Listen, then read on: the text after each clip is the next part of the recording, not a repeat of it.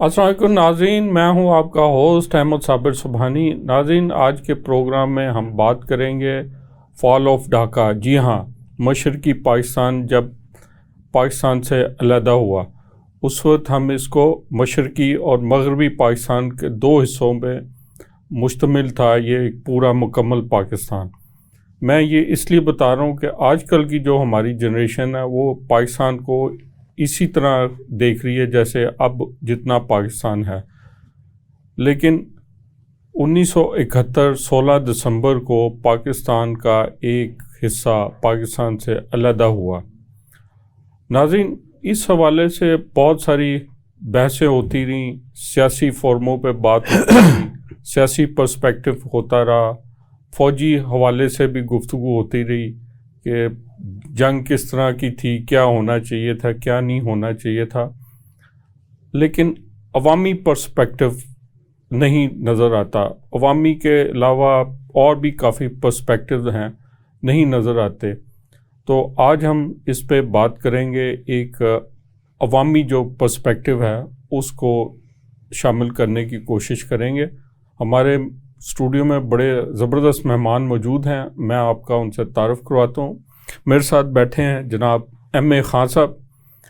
M اے خان صاحب ایک سب retired سرکاری ملازم ہیں، اور جب ڈھاکہ فال ہوا یعنی کہ مشرقی پاکستان علیحدہ ہوا تو یہ اپنی سرکاری ذمہ داریوں کے حوالے سے ادھر اس وقت ڈھاکہ میں تعینات تھے۔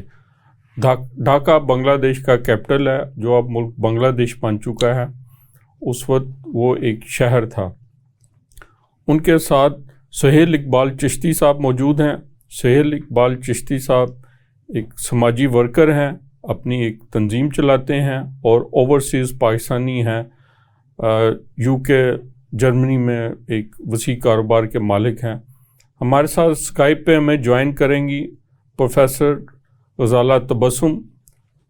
آپ انگریزی کی پروفیسر ہیں، اور اس حوالے سے جو لٹریچر میں اس میں کمی رہ گئی ہے اس واقعے کے حوالے سے، اس پہ گفتگو ہوگی۔ میں گفتگو کا آغاز کروں گا ایم اے خان صاحب سے۔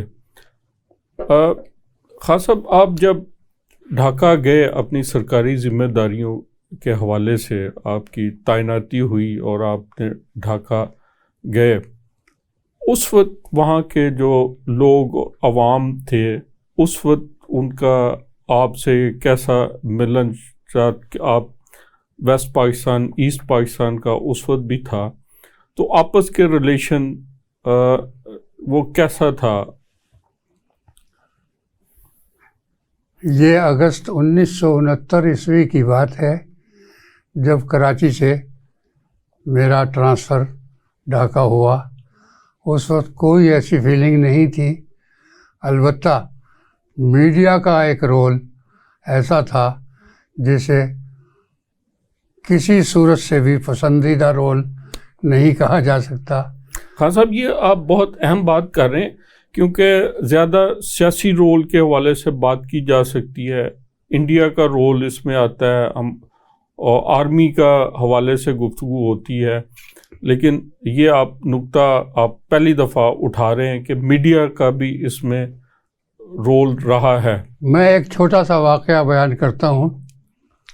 میں سرکاری فرائض کی انجام دہی کے لیے نیو مارکیٹ ڈھاکے کا ایک بہت اہم علاقہ ہے، وہاں موجود تھا۔ کوئی 8-10 بہاری اور 8-10 بنگالی۔ بہاری اور بنگالی؟ جی ہاں جی۔ بہاری اور بنگالی، ان میں آپس میں کوئی اختلاف رائے ہوا اور ڈنڈا لاٹھی وغیرہ چلانا شروع کر دیا۔ میرے پاس کراچی سے ویسٹ پاکستان کے اخبار آیا کرتے تھے۔ اگلے روز جب اخبار ملا تو اس میں سرخی لگی ہوئی تھی، ڈھاکے میں قیامت صغریٰ برپا۔ یہ کون سا اخبار تھا؟ اب اس اخبار کو جانے دیجیے۔ جی، آپ نام بتائیے، تاکہ کیونکہ اس وقت تو کئی تو ٹرسٹ کے اخبارات تھے، سرکاری کنٹرول تھا ان پہ. یہ سرکاری کنٹرول کا اخبار نہیں تھا, جنگ اخبار میں یہ کیونکہ سرخی. کراچی کے حوالے سے جنگ کا ہی نام آتا ہے. جی ہاں, جی تو جنگ اخبار کی یہ سرخی میں نے دیکھی اور مجھے بڑا تعجب ہوا, کیونکہ میں اچھا یہ کتنی تاریخ یاد ہے, یہ کب کا واقعہ ہوگا یہ اندازاً کوئی سن نومبر 69. نومبر 69, نومبر 69. یعنی کہ 71 سے 2 سال پہلے. جی, اس وقت کوئی ایسی فیلنگ نہیں تھی, جی قریب نارمل زندگی گزار رہے تھے سب لوگ. اچھا, جنگ کا اگر آپ ڈکشنری میں بھی مطلب دیکھیں نا تو وہ جنگ و جدل ہی ہے, اور اخبار کے نام کے حوالے سے تو وہ ویسے جب تک کوئی جنگ و جدل ہوتی, کیونکہ وہ جب سیکنڈ ورلڈ وار تھی تو وہ نکلا تھا تو اس کا نام جنگ تھا, لوگ جنگی خبریں پڑھتے تھے, تو وہ پھر جب تک جنگی ماحول نہ ہو تو وہ اخبار بکتا نہیں ہے, تو وہ کاروباری. ہاں, ایک مارکیٹنگ ٹیکنیک علیحدہ چیز ہے, لیکن قومی اس وقت تو بڑی قومی مفادات اور دوسری چیز ہے. دوسرے صحافتی اخلاقیات, صحافتی ایتھکس, ایگزیکٹلی, صحافتی آبجیکٹیوٹی, بالکل وہ جس کے آپ علم بردار ہیں, وہ بنیادی چیز ہوتی ہے. آپ بالکل صحیح فرما رہے ہیں. جی اچھا, یہ اچھا آگے بھی اور بھی بڑی چیزیں آئیں گی, کیونکہ میں جب اخبارات دیکھ رہا تھا تو 16 دسمبر کو جس دن ڈھاکہ فال ہوا ہے اس سے ایک دن پہلے, اور اس دن والے بھی اخبارات دیکھیں تو اس پہ ہے کہ جی فوج نے یہاں چلی گئی, یہ اس علاقہ لے لیا, وہاں پہ یہ کارنامے دیے. تو وہ ایک قسم کے بڑے لوگوں کو بڑا تھا کہ اطمینان بخش تھا کہ جی وہاں پہ ہماری فوج بڑی اچھی کارکردگی دکھا رہی ہے. لیکن اگلے دن 17 دسمبر کے جو اخبارات تھے اس میں مشرقی پاکستان کی علیحدگی کی خبریں, بالکل غلط رپورٹنگ تھی. 9 دسمبر کو یہ بات واضح ہو چکی تھی کہ آج رات مکتی باہنی, جو انہوں نے ایک والنٹیئر فورس, اس میں نوجوان لڑکے, ہر گھر کا ایک نوجوان یونیورسٹی کا اسٹوڈنٹ فوجی ٹریننگ انڈیا سے لے کر آیا تھا, اور وہ تخریب کاری کا کام کرتا تھا. تو 9 تاریخ کو یہ بات واضح ہو چکی تھی کہ آج رات کئی ہزار مکتی باہنی ڈھاکہ شہر میں داخل ہوں گے, اور بہت بڑے پیمانے پر لوٹ, آرسن, قتل, غارت گری کے واقعات رونما ہوں گے. اچھا, یہ انہوں نے باقاعدہ جی ہاں ڈکلیئرڈ ایجنڈے کے طور پہ مخبروں کی خبر تھی. اور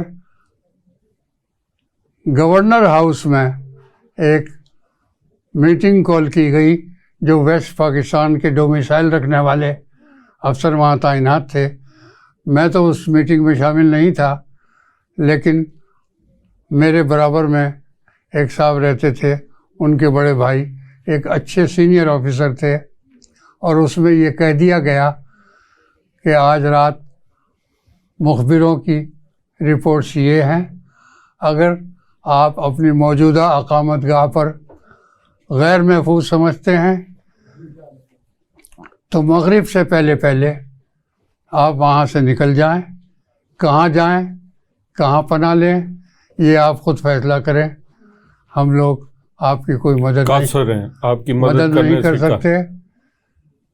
لہذا میں بھی 9 دسمبر کو اپنی فیملی کو لے کے, پرانا پلٹن ایک جگہ ہے ڈھاکے میں, یعنی کہ ایک قسم کا انہوں نے کہا کر دیا تھا, انہوں نے کہا کہ ہمارے پاس نفری موجود نہیں ہے, اور ہم آپ کی حفاظت کا کوئی انتظام نہیں کر سکتے. جی, لہذا جیسے اب آج کل بھی ہمارے الیکشنز کے لیے مسئلہ ہو رہا ہے, ابھی انہوں نے ورڈ دیا تھا کہ ہم الیکشن کی سیکیورٹی فراہم نہیں کر سکتے, تو یہ ہوتے رہتے ہیں مسئلے.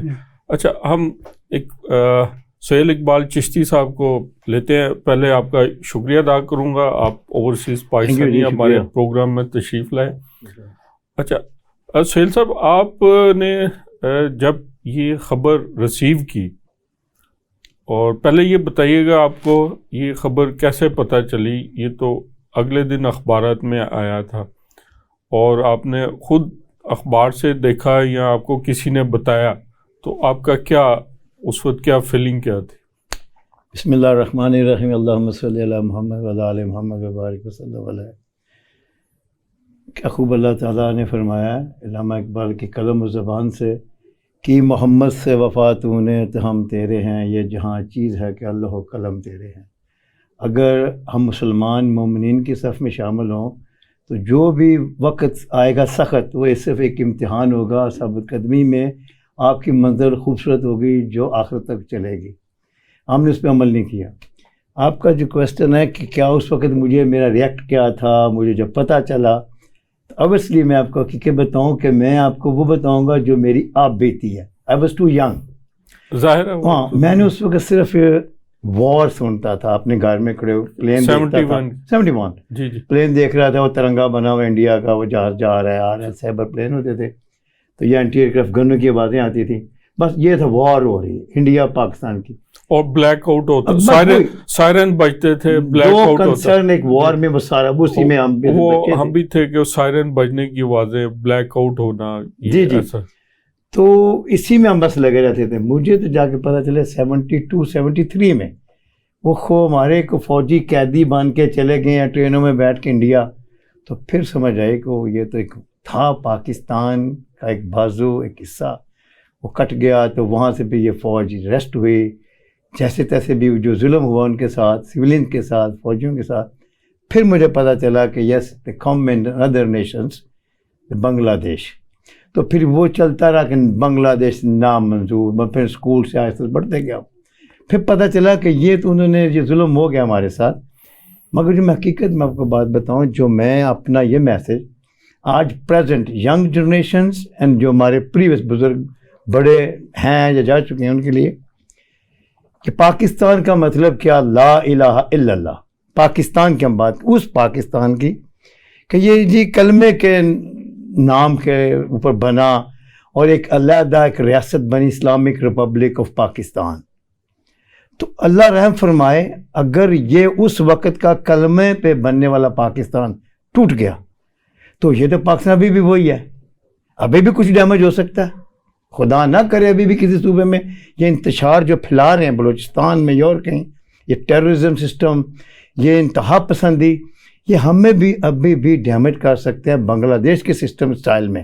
یعنی کہ ہمیں اس سے جو تاریخ نے ایک سبق دیا ہے, بچنا ہے, دیکھنا ہے, سیکھنا ہے, سبق سیکھنا ہے بہت زیادہ. اور بڑا یہ حساس قسم کے معاملات ہیں, اس کو بڑی ہی سمجھداری سے ڈیل کرنا ہے. یہ اس کو اس طرح نہیں ڈیل کرنا ہے جیسے ہم ہر معاملے کو ایک ڈیل کرتے ہیں.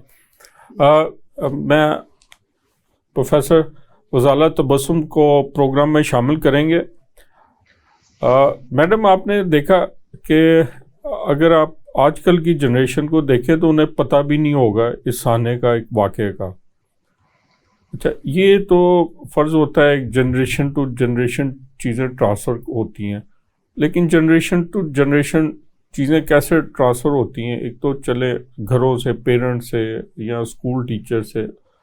دوسرا ہمارے پاس لٹریچر ہوتا ہے یا کتابیں ہوتی ہیں یا ایسی چیزیں ہوتی ہیں جو لکھی جاتی ہیں, لٹریچر لکھا جاتا ہے, ڈرامے بنائے جاتے ہیں, فائن آرٹ, جو اس واقعے ایسے چیزیں ہوتی ہے جس سے وہ اس کا ایک پرسپیکٹو بنتا ہے, ایک وہ چیزیں ڈیولپ ہوتی ہیں اور وہ آگے کی جنریشنز میں ٹرانسفر ہوتی. لیکن ہمیں یہاں کچھ ایسی چیزیں نظر نہیں آتی. آپ کیا کہیں, آپ کا کیا خیال ہے؟ شکریہ سبحانی صاحب. دیکھیے, ایک تو جو آپ نے کہا نا جنریشن ٹو جنریشن ٹرانسفر ہوتی ہے, مجھے یاد ہے کہ میں 8 یا 9 برس کی تھی جب فال آف ڈھاکہ ہوا.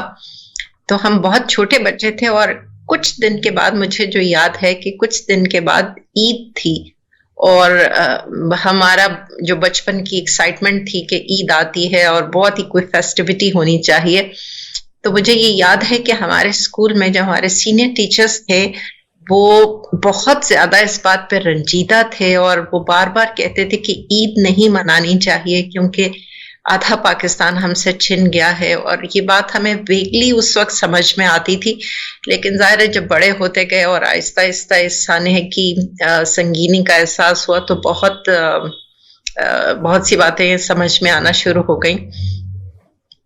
یہ آپ نے بالکل ٹھیک کہا کہ لٹریچر ایک ایسی چیز ہوتی ہے جو کہ کسی بھی ایونٹ کو، کسی بھی تحریک کو یا کسی بھی قومی زندگی میں بڑے ایسے واقعات ہوتے ہیں.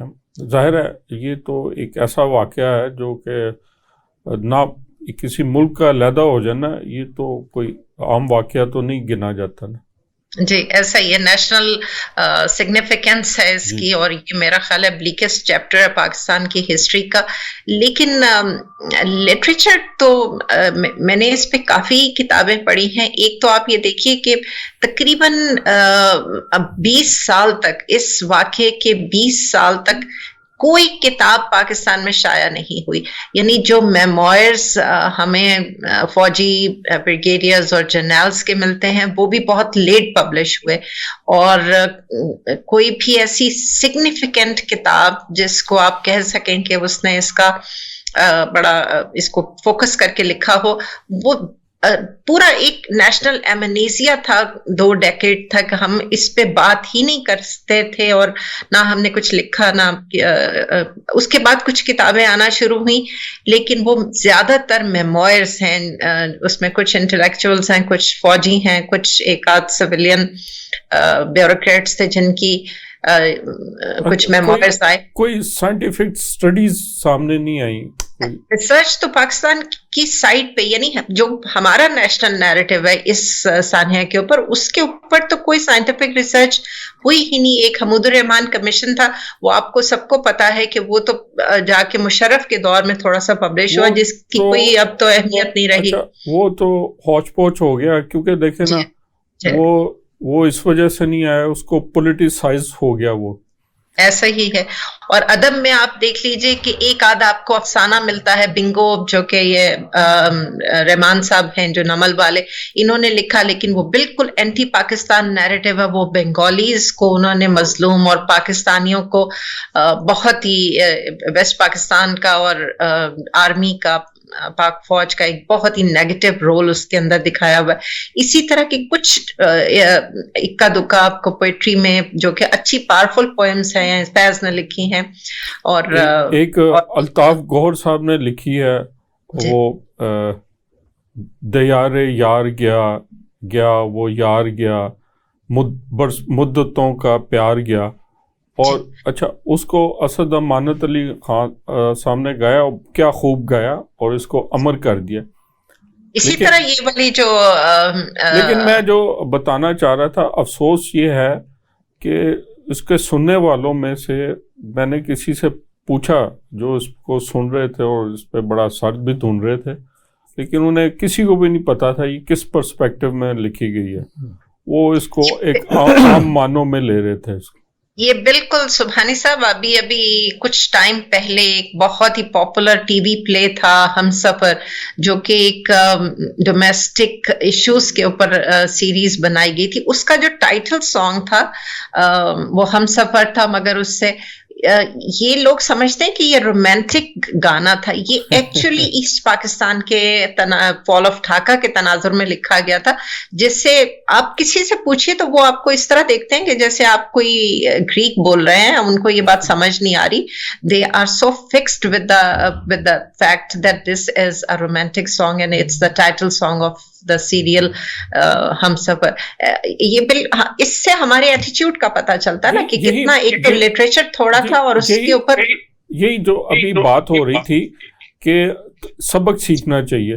سبق کیسے سیکھیں گے جب تک اس پہ کتابیں نہیں لکھی جائیں گی، ریسرچز نہیں ہوگی اور اس پہ لٹریچر نہیں آئے گا، تو اس وقت تک اس کا سبق بھی نہیں ہم سیکھ سکیں گے.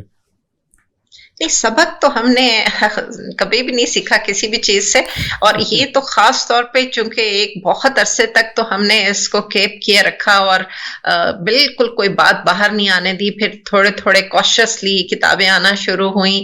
اب کچھ عرصے سے، جب سے 50 سال ہوئے ہیں اس سانحے کو، تو تھوڑا بہت ملٹری ہسٹری والوں نے اس کے اوپر کام کیا ہے. بہت سی فیکٹ فائنڈنگ انہوں نے بھی کی ہے. کچھ کتابیں اویلیبل ہوئی ہیں جو کہ پاکستان کی طرف سے ہم نے بھی لاسٹ ایئر ملٹری ہسٹری کے والوں کے ساتھ مل کے کافی سارا اس پہ کام کیا. تھوڑی بہت ریسرچ آرٹیکلس بھی لکھے گئے. لیکن اٹس ٹو لیٹ ناؤ. ایک جنریشن وہ آ چکی ہے. ابھی آپ نے اپنے تعارف میں کہا تھا کہ جو ہماری ینگر جنریشن ہے، they hardly know that there was an East Pakistan. وہ سمجھتے ہیں یہی جو پاکستان ہے، یہی تھا شروع سے، یہی ہے پاکستان، ایسا ہی ہے. انہیں آپ یہ بات بتائیں تو انہیں یہ لگتا ہے کہ یہ کوئی افسانہ ہے بڑا پرانا گزرا ہوا، اور ہم وہ اس کو کنسپچولائز نہیں کر سکتے. ایسے ہی. اور پھر اس لاس، اور پھر دیکھیں نا، جس چیز کو آپ سمجھ ہی نہیں رہے اس کی کیا اہمیت سمجھیں گے اور اس سے کیا سبق سیکھیں گے. اسی لیے ہم اس طرح کے پاکستان میں جی رہے. میڈم، اس وقت گفتگو جاری ہے، اس وقت وقت ہوا ایک بریک کا. ناظرین، ملتے ہیں بریک کے بعد. خان صاحب، جیسے میڈم غزالہ بتا رہی تھی یہ سارا پرسپیکٹو.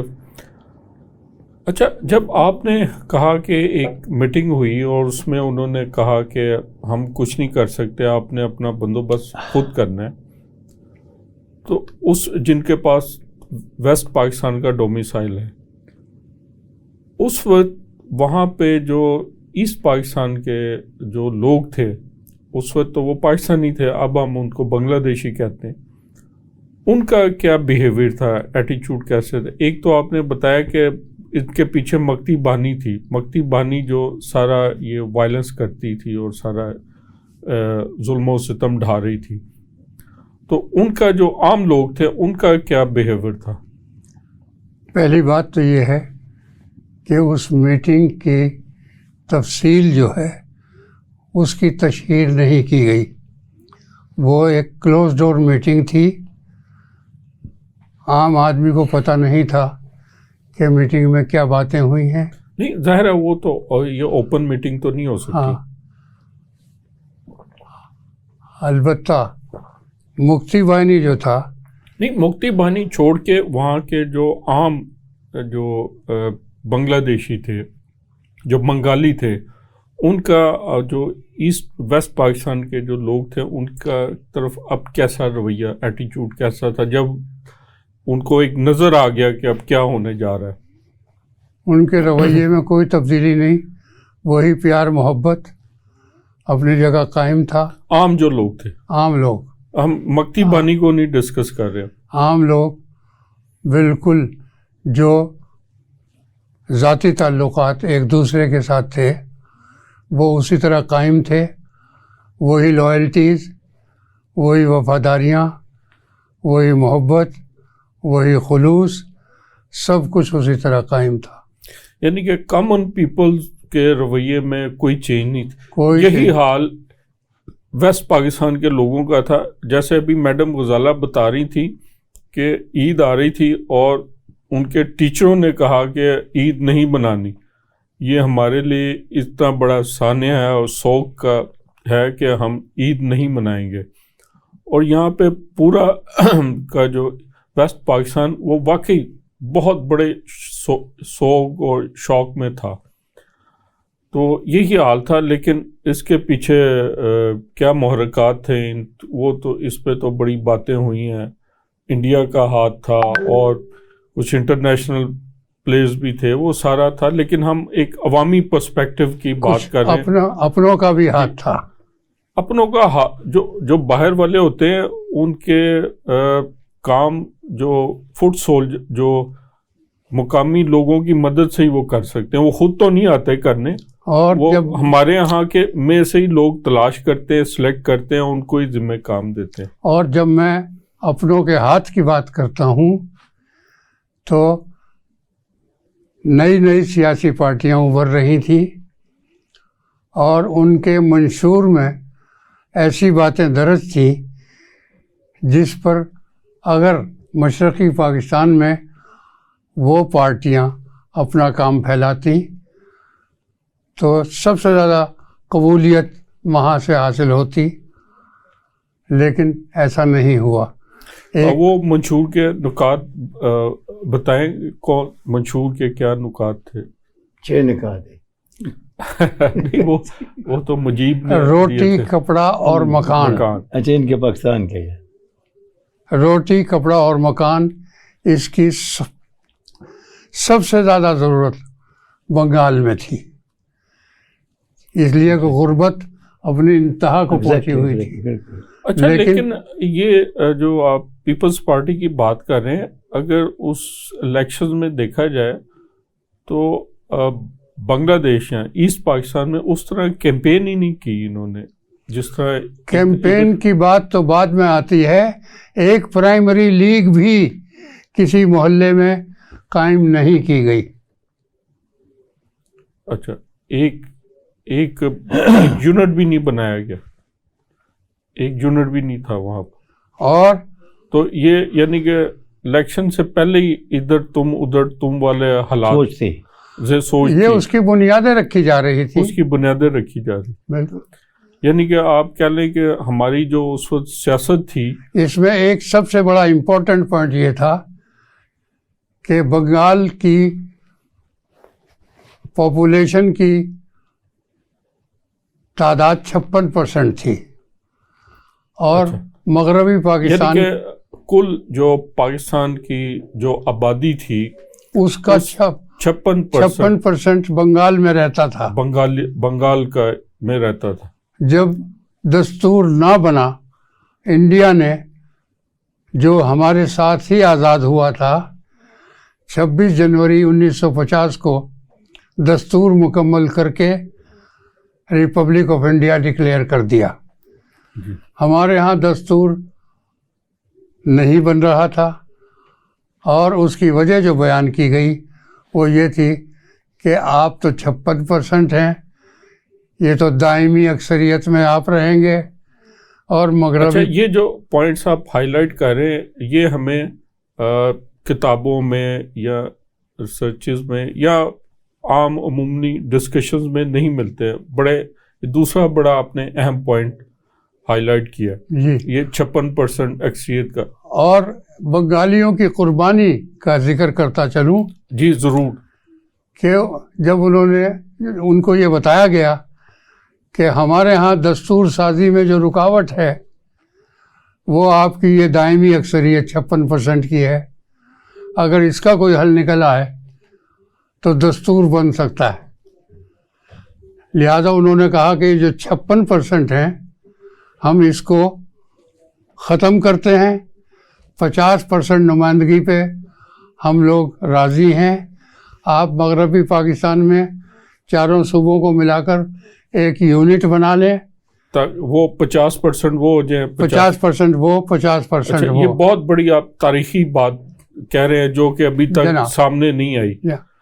اور اس کے بعد جو سب سے بڑی، جس کو کہتے ہیں کہ اینٹ دیوار سے اکھاڑ دینا تاکہ دیوار گر جائے، وہ یہ ہے کہ 69 میں جب ایک آمر کو مجبور کر دیا گیا کہ وہ گھر چلا جائے، اقتدار چھوڑ، اور ایک دوسرے آمر نے اقتدار کی باغ ڈور سنبھالی، اس سے سب سے پہلے بیک جنبش قلم، وہ جو 6% قربانی انہوں نے دی تھی جی، اس کو ختم کر دیا، اور کہا کہ اب 1 ووٹ 1 پرسن 1 ووٹ، وہ جو لہذا 1 یونٹ ختم کر دیا گیا، 1 یونٹ ختم کر دی۔ لہذا اب ادھر جب الیکشن ہوا تو 56% ظاہر ہے کہ جب مقابلے میں ہی کوئی نہ آئے، جی، کوشش ہی نہ کرے اپنے آپ کو وہاں کی سیاست میں داخل کرنے کی، تو وہ 56% کو حکومت ملنی چاہیے تھی۔ جی جی۔ اچھا، یہ آپ نے دیکھے، آپ نے یہ بتایا کہ بنگلہ دیشیوں نے اس وقت ایسٹ پاکستان نے ایک قربانی دی 6% کی، اس کا مطلب ہے کہ وہ پاکستان کو آن کر رہے تھے, رہنا چاہ رہے تھے, سارا کچھ, اور پھر قربانی دی. ایک تو پاکستان بنتے وقت قربانی دی, بالکل صحیح. پاکستان بناتے وقت جو اس وقت کا جو بنگال ہے, اس بنگال کا مین رول ان کا تھا, اور قربانیاں انہوں نے دی تھی, ہم نے بھی دی ہیں. ادھر پنجاب کے جب ہوئی تھی مائگریشن ادھر بھی ہوئی, لیکن ان کی بھی تھی. اس کے بعد پھر انہوں نے قربانی دی 6% کی. اور یہاں حالات یہ ہے کہ آپ تھوڑے سے پانی کی قربانی نہیں دیتے اور پورا کا پورا پانی کے ریسورسز سمندر میں بہا دیتے ہیں, اور کہتے ہیں کہ جی یہاں ڈیم نہ بن جائے, واٹر ریزروائر نہ بن جائے, ٹھیک ہے, اس کو سمندر میں ہی بہنا چاہیے. سمندر میں اس کی عجیب عجیب دلیلیں گھڑتے ہیں. حالانکہ ہماری وابڈا کے جو ٹیکنیکل لوگ ہیں, انجینئر ہیں, ان سے بات ہوئی, انہوں نے کہا بالکل ٹیکنیکلی یہ بالکل باتیں ٹھیک نہیں ہیں. کسی بھی دنیا کے کسی بھی آپ انجینئرز کو لے آئیں, یہ جو بنیاد دیتے ہیں یہ بالکل غلط ہے. اور اس بنیاد, جب کہ دوسری طرف دیکھیں تو ایسٹ پاکستان نے 6% نیشن کی آبادی کی قربانی. ابھی بھی آپ دیکھ لیں کراچی کے جو پارٹیاں ہیں وہ کہہ رہی ہیں ہماری مردم شماری نہیں ہو رہی, سیٹیں کم ہوگی, ہمیں لوگ اتنے نہیں ہونے چاہیے, اتنے نہیں. اس پہ ابھی تک جھگڑے ہو رہے ہیں. تو یہ اپنے ایک بہت بڑا تاریخی واقعات, اور جو بالکل ہسٹوریکلی یہ ثابت ہوتا ہے, اس سے یہ آپ سامنے لے کے آئے ہیں, اور یہ ایک نئی چیز ہے. ہم میڈم غزالہ سے بات کرتے ہیں. میڈم, اسی لیے جو آپ ذکر کر رہی تھی کہ ریسرچز نہیں ہوئی ان واقعات پہ. اب جیسے ایم اے خان صاحب نے بتایا کہ انہوں نے ہمارا دستور نہ بننے کی ایک وجہ یہ تھی 56% اور 50%. تو اگر یہ ریسرچز ہو جاتی اور ایسی بہت ساری باتیں سامنے آ جاتی تو ایک بالکل ڈیفرنٹ پرسپیکٹو سامنے آنا تھا. یہ بالکل ٹھیک کہہ رہے ہیں آپ سبحانی صاحب, ایسا ہی ہے. لیکن میں نے آپ کو پہلے بھی کہا نا کہ ہم 2 ڈیکیڈز تک تو ہم نے بالکل ایک نیشنل ایمنیزیا رکھا, بالکل ہم نے اس کو اوبلیوین میں ڈال دیا کہ یہ تو کوئی واقعہ ہی نہیں, جس کے بارے ٹیبو تھا ایسٹ پاکستان پہ بات کرنا یا فال آف ڈھاکہ پہ بات کرنا. پھر 2 دہائیوں کے بعد کچھ کتابیں آنا شروع ہوئی. اب بہت سی اچھی کتابیں جو ہیں, جنید صاحب کی کتاب ہے, حالی صاحب کی کتاب ہے 1971 میتھس بسٹڈ, اس میں بڑا اچھا ریسرچ کیا ہوا مٹیریل فیکٹ فائنڈنگ دی بھی ہے. تو مگر پوائنٹ یہ ہے کہ ہم اتنا زیادہ دور ہو چکے ہیں اس واقعہ سے, اور وہی بات ہے جو ینگر جنریشن ہے اس کے نزدیک یہ کوئی ایسی سگنیفیکنٹ چیز ہی نہیں ہے جیسے یاد رکھا جائے, ڈسکس کیا جائے اور پھر اس کے اوپر کوئی. ٹھیک کہہ رہی ہے, لیکن ہمارے جو ہسٹوریکل فیکٹس ہیں وہ بھی ابھی تک سامنے نہیں آ سکے. نہیں, اب کچھ کتابیں ہیں, میں نے جیسے 2 کا ذکر کیا, ایک جنید صاحب کی کتاب ہے اور ایک حالی صاحب کی کتاب ہے. یہ دونوں کتابیں بڑی ویل ریسرچڈ ہیں, اور اس سے پہلے شرمیلا بوس کی ایک کتاب آئی تھی ڈیڈ ریکٹ. لیکن شرمیلا بوس تو ادھر کی ہے نا, ہمیں یہ تو ہماری ذمہ داری تھی کہ ہم کتابیں لکھتے. ہاں, ٹھیک ہے, اور ان کی کتاب بڑی پاپولر ہے. اور شرمیلا بوس کی جو کتاب ہے وہ بہت اتھینٹک ڈاکومنٹ سمجھا جاتا ہے اس پرسپیکٹو میں. جی ایسا ہی ہے. یہ ایک بنگالی کی کتاب تھی جو کہ انڈیا میں بھی رہی ہیں, اور انہوں نے اس میں بہت ساری ایسی باتیں جیسے یہ کہ پاک فوج نے بہت زیادہ قتل و غارت کیا اور بہت زیادہ ریپس ہوئے, اس کو انہوں نے بالکل فیکٹس کے ساتھ اور بہت سارے ثبوتوں کے ساتھ یہ نلیفائی کیا ہے کہ یہ سارا پروپیگنڈا تھا. اور یہی بات ہوئی نا, ہم نے کچھ نہیں لکھا, جبکہ بنگالی اور ہندو پریس نے اور ہندو رائٹرز نے اور اس کے ساتھ کچھ بنگالی رائٹرز نے اپنا نیریٹو بمبارڈ کیا, یعنی مارکیٹ میں اس قدر یعنی فلڈ کیا مارکیٹ کو اپنے نیریٹو کے ساتھ کہ لوگ اور ویسٹ اور دنیا یہی سمجھتی رہی کہ جو کچھ وہ کہہ رہے ہیں وہی صحیح ہے. اور ہم چونکہ چپ کر کے بیٹھے ہوئے تھے, اتنے شرمندہ تھے یا اتنے ٹرامیٹائز تھے کہ ایسا کیا ہو گیا, تو اس وجہ سے ہماری طرف کی تو کسی نے بات ہی نہیں سنی. آپ بالکل ٹھیک بات کر رہی. ہاں صاحب، یہ کچھ دیر پہلے ذکر کر رہے تھے نا کہ عام لوگوں کی کس طرح پرسیپشنز تھیں اور کس طرح سے ان کا بیہیویئر تھا. میں تقریباً 4 سال پہلے ایجپٹ میں گئی. میں بہت ریسنٹ کی بتا رہی ہوں کہ پیپل ٹو پیپل کس طرح کے سینٹیمنٹس ہیں پاکستان اور بنگلہ دیش میں. میں ایجپٹ گئی تو وہاں ٹیکسی ڈرائیور جو تھا وہ کچھ ایسٹرن اور لگ رہا تھا کہ جیسے ہم زیادہ تر انگلش میں بات کرتے تھے لیکن اندر ٹیکسی میں بیٹھ کے اردو میں بات کر رہے تھے. تو اس نے ہماری بات سن کے انگلش میں ہی جواب دیا، لیکن ہمیں یہ اندازہ ہوا کہ وہ اردو سمجھ سکتا ہے، مگر اس کا رویہ انتہائی کھردرا سا اور ذرا تھوڑا سا ایسا لگتا تھا کہ جیسے روڈ ہے. تو جب ہم ٹیکسی سے اتر گئے تو میں نے ایسے صرف بائی دا وے پوچھا کہ آپ اردو جانتے ہیں؟ اس نے کہا جی میں بنگلہ دیش سے آیا ہوں.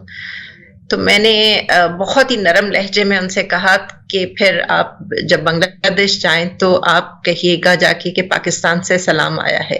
آپ یقین کیجئے کہ اس کا چہرہ ایک دم لال ہو گیا اور وہ ٹیکسی سے نیچے اترا اور اس نے اتر کے پھر ہم سے اچھی طرح بات کی اور بالکل اس طرح کہ پھر جو چیز ہم ریکوائرڈ تھا کہ ہمیں کس طرف کو جانا ہے اس نے باقاعدہ ہمیں ہدایت دی اور پھر پیشکش کی کہ میں آپ کو وہاں چھوڑ دوں گا اور میں اس کا کرایہ بھی نہیں لوں گا. لیکن خیر ہم نے ڈکلائن کیا. مگر میں یہ بات آپ کو صرف اس لیے بتا رہی ہوں کہ آج بھی وہ سیپ زندہ ہے، یعنی وہ جو پیپل ٹو پیپل ایک محبت کا رابطہ تھا وہ آج بھی قائم ہے. وہ تلخی اور ترچھی جو اس پہ اتنی ڈال دی گئی ہے کہ وہ لوگوں کے دل جو ہے اس سے بجھ چکے تھے، لیکن آپ کے ایک ہلکے سے تریاق نے ایک دم اس سینیریو چینج کر دیا. ہمارے پاس چشتی صاحب بیٹھے ہوئے، ان کی ایک طویل عمر گزری ہے، لندن، جرمنی اور یورپ گھومتے رہے. چشتی صاحب میں 2 چیزیں پوچھوں گا. ایک تو آپ وہاں رہتے ہیں تو یقیناً بنگلہ دیشی بھی وہاں آپ کو بہت ملتے ہوں گے، یہ ہوتا ہوگا. ان کا اب رویہ کیسا ہوتا ہے اوورسیز، آپ پاکستانیوں کے ساتھ اوورسیز بنگلہ دیشیز؟ سبحانی صاحب، میں آپ کے اس سوال کا جواب کچھ سیکنڈ منٹ پر دیتا ہوں. جی پہلے میں وہ جو ٹاپک پہ ہم اس کو ذرا کنکلوڈ کر دوں. جی آپ وہ ایک جو نیریٹو تھا، جو ان کا نیریٹو تھا بنگلہ دیشیوں کا، جو یہاں نیریٹو کی بات ہو رہی ہے، ان کا نیریٹو تھا کہ پاکستانی فوج نے وہاں اس قدر ظلم کیے ہیں ان کے عام لوگوں پہ یہ اسی وجہ سے وہ علیحدگی کو انہوں نے آپٹ کیا کہ فوج کے ظلم. آپ ایک منیر نیازی صاحب کا شعر ہے، کچھ شہر دے لوگ بھی ظالم سن، کچھ سانو مرن دا بھی شوق سی. اگر بنگالی یا مکتی بانی یا اس کے بعد راکھی بانی بنی، مجیب الرحمان نے اپنے فائدے کے لیے بنائی، اگر انہوں نے ظلم کیا نا بہت زیادہ، تو کبھی بھی ایک دم ظلم مظلوم اٹھے اٹھ نکلاتے کسی گملے سے پودے کی طرح. یہ بڑی دیر سے چل رہا ہوتا ہے کہ جیسے ہم ڈیوائڈ ہوئے انڈیا سے، انڈیا نے اسی دن ٹھان لی تھی کہ میں تمہیں واپس نہ لایا تو تمہیں جینے نہیں دوں گا. اسی طرح جس طرح انگریز نے ڈیوائڈ کیا. Long stories. ہمارے سیاستدان پاکستان کے، میں نے جرمن کی پولیٹکس کی ہے، میں جرمن پولیٹکس میں رہتا ہوں، میں انگلش پولیٹکس میں رہتا ہوں. پاکستان اور بر صغیر کی پولیٹکس جو اونلی شو اینڈ اقتدار، اس میں کچھ نہیں ہے. سرو یور کمیونٹی اور سرو یور پیپل، اور اقتدار ہر قیمت پہ اقتدار. میں اس اقتدار کی مثال دیتا ہوں کربلا سے. رسول اللہ صلی اللہ علیہ وآلہ وسلم کا جو دین تھا ہے اور تا قیامت اس نے رہنا ہے، اس کے لیے میرے مولا حسین نے سب کچھ قربان کر دیا. یزید کو چاہیے تھا اقتدار، وہ دین نہیں چاہیے تھا، اس کو مزہ تھا اس چیز میں. اسی طرح میرے سیاستدان کو اقتدار چاہیے، اس کو انڈیویجول بندہ مارنا پڑے، اس کو ملک گوانا پڑے، اس کو کچھ بھی کرنا پڑے. اگر وہ برداشت، میں واضح لفظوں میں کہنے لگا ہوں، اگر بٹو صاحب برداشت کر جاتے کہ میں آپ کا چھوٹا بھائی ہوں، بڑا بھائی ہوں، میں جونیئر رہتا ہوں، میں چھوٹا. ابھی آپ کی بات کروں، جیسے میڈم نے کہا ایک بڑے ترش بنگالی کو کہ آپ کو میں اپنا ہماری طرف سے سلام.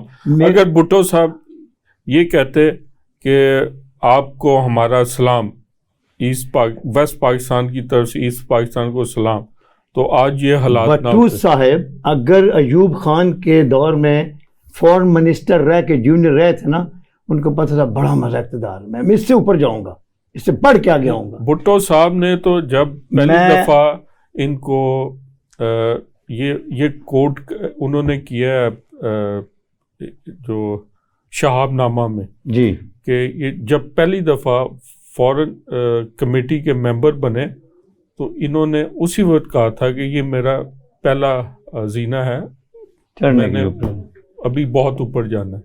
وہ تو آئی اس پہ. چلو اس کو میں مختصر کر دیتا ہوں کہ یہ جو بھی تھا ہے یا بھی آگے چلتا جائے گا، جب تک ہم اپنے قرآن اور سنت کو فالو نہیں کریں گے یہ اس سے ورس ہوتا جائے گا. اقتدار کی بھوک ابھی بھی ہے، تھی اور یہ ایسی رہتی انسانیت میں. جو میری بہن پروفیسر صاحبہ نے بتایا نا کہ ان کا ایکسپیرینس دی گڈ سائڈ، کہ ایک بنگالی ٹیکسی ڈرائیور ملے، ہم نے اس کو سلام کیا، نہیں واز ویری پولائٹلی اور ویری فرینڈلی. میرے آفس میں نے ایک اسٹوڈنٹ بنگالی کو جاب دی. وہ بیچارے کا 2-3 سال کا اس کا کورس تھا، اس کی اسٹڈیز تھی تو ختم ہو رہی تھی. وہ مجھے کہتا اگر آپ مجھے جاب دے دیں تو میں کنٹینیو اپنی رکھ سکتا اسٹڈیز. اس کو جاب دی، اچھی ویجز سب کچھ دیا، اس کے ویزے کو ایکسٹینڈ کیا. تو وہ میرے کمپیوٹر میں بیٹھتا تھا آفس میں سارا کام. اس بندے نے مجھے اتنی تکلیف دی کہ میرا خیال ہے میری زندگی کی تقریباً ٹاپ نمبر پہ ہوتی. میرا بزنس فلاپ ہوا، میں مینٹلی اپسیٹ ہوا، عدالت تک مجھے لے گیا. ریزن کہ وہ آپس میں وہ 2-3 بنگالی تھے تو وہ باتیں جب کرتے تھے پاکستانیوں کے ساتھ وہ بحث کرتے تھے، only the target Pakistan army. تو مجھے آئی لو ناٹ پاکستان آرمی. میں وہی جو زہر ان پہ وہ نکلتا تھا، وہ رہتا ہے. یہ بات یاد رکھیں، وہ رہے گا، اس کو کوئی ختم نہیں کر سکتا. اچھا مسئلہ یہ کہ وہ آپ نے بتایا اسٹوڈنٹس ہیں، یہ ان کی 3rd جنریشن. ایگزیکٹلی. ان کا جو زہر ہے وہ کنٹینیو کر رہا ہے، لیکن ہم ہماری اب کی جنریشن تو یہ سانے ہی بول چکی ہے، اس سے کوئی تعلق بھی نہیں ثابت ہو رہی. دیکھیے لیکن وہ کنٹینیو کر رہے ہیں اس چیز کو. اچھے برے آدمی ہر قوم میں ہوتے ہیں. آپ کے ہاں بھی ایسے لوگ ہوں گے جی ہیں جو اسی انداز سے آپ کے ریئیکٹ. میں میڈم کی اس بات کی تائید کرتا ہوں. مجھے 1990 میں سرکاری ملازمت چھوڑ چکا تھا، دوبارہ بنگلہ دیش جانے کا اتفاق ہوا. اپنے ایک دوست کا کچھ تجارتی مفاد تھے، ان کی نگہداشت کے لیے 8 ماہ چٹاگانگ میں نے گزارے. رات کو کھانا کھانے کے بعد 90 کی بات کر رہے ہیں 1990. اچھا. میں رات کو کھانا کھانے کے بعد ٹہلنے کے لیے نکل جاتا تھا، جسے آپ چہل قدمی کہتے ہیں یا کھانا ہضم کرنا. ایک بنگالی وہ بھی ٹہلا کرتا تھا، شکل صورت سے نہایت پڑھا لکھا آدمی، لباس سے بھی. وہ مجھے اتنا مؤدبانہ اور پیار محبت سے لبریز سلام کرتا تھا. میں یہ سوچتا تھا کہ اللہ میاں میرا اس سے تعارف نہیں، اسے یہ پتہ نہیں میں کون ہوں، کیا کرتا ہوں، کہاں سے آیا ہوں، یہ کیا ہے. آخر ایک دن غور کرنے سے پتہ یہ چلا کہ یہ جو شلوار قمیض پہن کے نکلتا ہوں میں، اس سے وہ مجھے شناخت کر لیتا ہے پاکستانی ہونے کی حیثیت سے، اور یہ سلام مجھے نہیں، اس شلوار قمیض کو نہیں، پاکستان کو سلام ہے.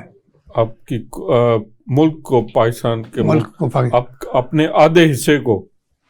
شام کو میرے پاس فرصت ذرا کم اور زیادہ ہوتی تھی، فیملی کو میں نہیں لے کے گیا تھا، تو میں فرینچ کی کلاسز جوائن کر لی میں نے. جی. وہاں میری دوست ایک پرنسپل تھی اسکول کی، ان کی لڑکی بھی فرینچ سیکھتی تھی. وہ مجھے اپنے گھر لے گئی اور اس کا پہلا سوال یہ تھا کہ ہم کو تو پتہ نہیں ہمارا بھابھی آپ کو کیا کیا کھلاتا ہے، وہ تو بہت اچھا کھانا پکاتا ہوگا. بہرحال آپ ہم کو بتائیے آپ کو کیا چیز پسند ہے، ہم کوشش کرے گا کہ آپ کو وہ کھانا پکا کے کھلائیں. اچھا، کتنی محبت سے آپ کو اپنائیت سے. یہ کیا تھا، یہ وہی کہ ہم ایک بچھڑے ہوئے آپس کے بھائی بہن ہیں سارے، وہ اچھا سہیل چشتی صاحب، آپ ماشاءاللہ ایک اوورسیز پاکستانی ہیں، وہاں کافی بزنس کر رہے ہیں اپنے، جیسے بتایا بنگلہ دیشیز کو بھی امپلائز، تو یہاں پاکستان میں بھی آپ ایک اپنی تنظیم چلا رہے ہیں، تو یہاں اس تنظیم کا کیا اغراض و مقاصد کیا ہے؟ تنظیم سیکنڈ آنسر، جب ہم سے کوئی چیز گر جاتی ہے یا ٹوٹ جاتی ہے یا مر جاتی ہے، ہم اپنی کمیونٹی میں، اپنی برادری میں بہن بھائیوں سے جائیدادوں پہ لڑ جاتے ہیں، ہم بکھرے ہو جاتے ہیں، نہیں ملتے. جب ایک مرتی ہے یا مرتا ہے، ہائے پھر ہم روتے ہیں، پیٹتے ہیں، کوئی چیز چلی گئی ہوتی ہے. اس طرح کچھ بنگالی اب رو بھی رہے ہیں، ہائے یہ کیا ہو گیا. Young generation they never interested in your country, they don't want to know about Pakistan. تو اس لیے کہ وہ انہوں نے ہندوازم اور انڈین کو فالو کیا ہوا، اور وہ واقعی بڑی پیک پہ ہیں. ان کا بزنس، ان کا سسٹم ایجوکیٹڈ، ویل ایجوکیٹڈ. ہم پیچھے کے پیڑ پڑے ہوئے ہیں. ہندو نے اتنا زہر بھر دیا ہوا نا ان لوگوں کے، وہ 70 جنم بھی اس کو نہیں آپ ختم کر سکتے، اور وہ ہم میں بڑھ رہا ہے. ہمیں صرف ایک ہی رستہ ڈھونڈنا ہے کہ ہمیں برداشت اور برداشت نہیں مانے. سہیل صاحب، آپ کی بات ہو رہی ہے، ناظرین بڑی زبردست گفتگو ہو رہی تھی. انشاءاللہ ہم کوشش کریں گے اسی موضوع پہ انہی مہمانوں کے ساتھ ایک پروگرام اور کریں. اس وقت ہمارا پروگرام کا وقت ختم ہو رہا ہے. سہیل صاحب جو بات کر رہے تھے، ٹھیک کر رہے تھے کہ ان کے نوجوانوں میں یہ نفرت اور زہر کے بیچ ختم ہوگی، فصل بو دی گئی ہے. لیکن ہم پھر کہیں گے، ہمارے پاکستان کی طرف سے ہمارا پیغام ہے محبت جہاں تک پہنچے. ویلکم. ہم مسلمان ہیں، اور میں سوری میں وہ اس کو ایک ورڈ میں کر دوں، وہ نردا آرگنائزیشن ہے only for the artist people. اچھا، فنکاروں کے، فنکار جتنے بھی اسٹیج شوز کے ہیں، فلمس انڈسٹریز کے ہیں، کسی قسم کی کیلیگرافیز کے ہیں، جو فنکار اوور 50 ہو جاتے ہیں، انویلیبل ہو جاتے ہیں، جن بیچاروں کو کوئی نہیں پوچھتا، ان کے لیے میں نے ایک نردا آرگنائزیشن کے نام پہ ایک آرگنائزیشن بنائی ہے ٹو ہیلپ دیم آؤٹ. اگر کوئی ہم سے کانٹیکٹ کرنا چاہے تو وہ آپ کے ذریعے سے وہ ہم سے کانٹیکٹ کر سکتا ہے. ناظرین، سہیل چشتی صاحب کا یہ پیغام ہے ہمارے فنکار دوستوں، بہن بھائیوں کے لیے. اگر کوئی کسی قسم کے بھی کوئی مالی مشکلات کا شکار ہے تو وہ ہمارے چینل کے ذریعے سہیل چشتی صاحب کے ساتھ رابطہ قائم کر سکتا ہے. اس کے ساتھ ہم اجازت چاہیں گے. خدا حافظ.